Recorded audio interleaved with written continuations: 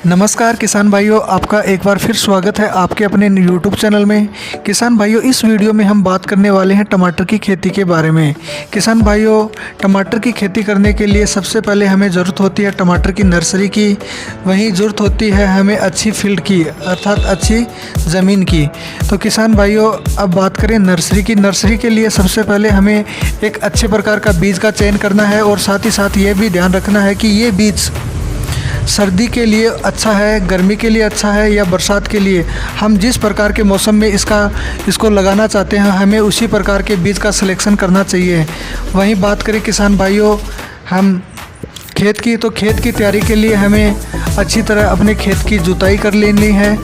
जुताई करने के तुरंत बाद हमें अपने खेत में गोबर की गली सली खाद डालनी है, जिससे हमारे खेत में जिन जिन पोषक तत्वों की कमी हो वो हमें पर्याप्त मात्रा में मिल सकें।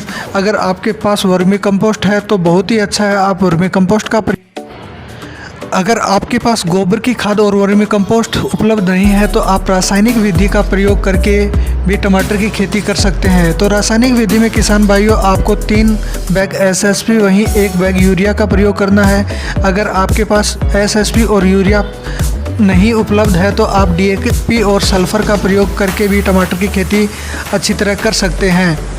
तो किसान भाइयों, अब बात करें खेत सिलेक्शन होने के बाद टमाटर की रोपाई की।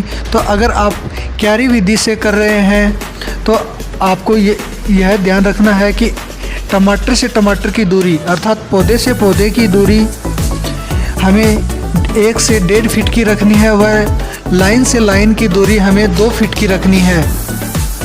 अगर आप इस प्रकार लगाकर टमाटर की खेती करेंगे तो हमें अच्छा मुनाफा होगा, अच्छा प्रोडक्शन मिलेगा। वहीं किसान भाइयों, आप ड्रिप से टमाटर की खेती कर रहे हैं तो हमें कतार से कतार की दूरी 1 फीट की रखनी है और पौधे से पौधे की दूरी 1.5 फीट की रखनी है। तो किसान भाइयों, आप ड्रिप से भी खेती इस प्रकार टमाटर की अच्छी तरह कर सकते हैं। किसान भाइयों, जैसे ही आपकी खेती लगाकर कंप्लीट होती है, आपको उसी समय पहली सिंचाई करनी है और पहली सिंचाई करने के 2 या 3 दिन बाद हमें दूसरी सिंचाई करनी है। जैसे कि किसान भाइयों आपको लगे कि आपका टमाटर बिल्कुल सेट हो गया है तो उसके 1-2 दिन बाद अर्थात टमाटर को लगाए हुए 10 दिन बाद आपको इनमें हल्की हल्की निराई गुड़ाई करनी है। और जैसे जैसे आपकी निराई गुड़ाई कंप्लीट होती है, आपको जैसे मैंने पहले बताया गली सली गोबर की खाद इनमें थोड़ी थोड़ी और डालनी है। अगर आप इस विधि को नहीं अपना पा रहे हैं तो आपको NPK 19-19 का व NPK 19 के साथ आपको बायोवीटा नामक ग्रोथ बूस्टर जो अब मार्केट में लिक्विड फॉर्म में भी उपलब्ध है, आप इन दोनों को मिलाकर अपने खेत में स्प्रे करें, आपको अच्छा लाभ मिलेगा। आपको NPK का प्रयोग 15 लीटर की टंकी में 70 से 80 ग्राम का करना है। वहीं बायोवीटा लिक्विड का प्रयोग आपको 15-16 लीटर की टंकी में 30 ml का करना है। तो किसान भाइयों, ये सारी प्रक्रिया करने के बाद जैसे आप देखोगे धीरे धीरे आपके खेत में पौधे वृद्धि करना प्रारंभ कर देंगे और उनमें फ्रूटिंग आना स्टार्ट हो जाएगी। किसान भाइयों, जिस समय फ्रूटिंग आती है उस समय हमें हमारे टमाटर में रोग लगने की संभावना अधिकांश बढ़ जाती है, क्योंकि जिस प्रकार हमारे टमाटर के पौधों में फूल आना प्रारंभ होगा उसी समय हमारे खेत में मच्छरों का प्रकोप अधिक होगा।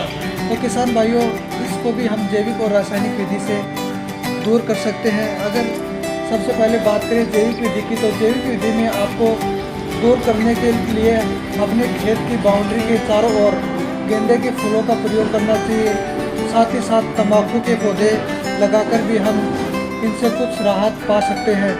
किसान भाइयों, अगर आप रासायनिक विधि का प्रयोग करते हैं तो मैं रासायनिक विधि पर भी एक वीडियो लेके आऊँगा जिसमें आपको फुल जानकारी दूंगा कि हम किस प्रकार हमारे टमाटर में लगने वाले कीटों का नियंत्रण कर सकते हैं। तो किसान भाइयों, आशा करता हूँ कि आपको मेरे द्वारा दी गई जानकारी से काफ़ी मदद मिली होगी। तो किसान भाइयों, जल्द होंगे हाजिर एक नई वीडियो के साथ। तब तक चैनल पर बने रहें।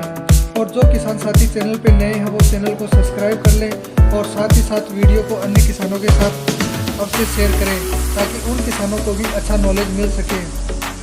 धन्यवाद किसान भाइयों।